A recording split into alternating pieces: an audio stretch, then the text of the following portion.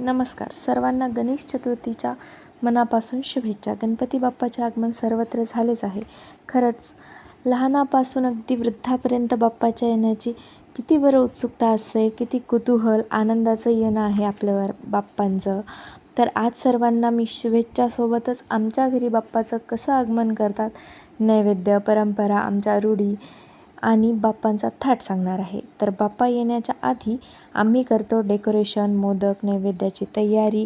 तर आमच्याकडे बाप्पांना पुरणाचे मोदक दाखवले जातात. गव्हाच्या पिठाचे मोदक आणि पुरणाचं सारण घालून ते तळतात.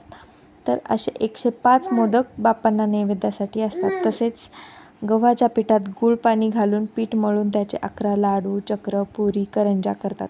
नैवेद्यामध्ये सोबतच पुरणपोळी, कढी, आमटी, भजी, मिरची, पापड, भेंडीची भाजी, गवारची भाजी, चटणी, पंचामृत, वडा, ढोकळा, चंकुऱ्याचे पान हे सगळे पदार्थ दाखवतात. 1.5 दिवसाचा चिखलाचा गणपती करतात.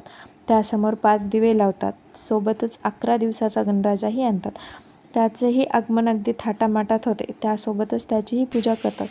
अशा विविध ठिकाणी विविध चालीरीती आहेत. बाप्पांच्या आगमनाच्या तुम्हाला आमची पद्धत कशी वाटली ही नक्की कॉमेंटमध्ये सांगा. सगळ्यांना गणेश चतुर्थीच्या अजून एकदा खूप खूप शुभेच्छा. गणपती बाप्पा मोरया, मंगलमूर्ती मोरया. धन्यवाद.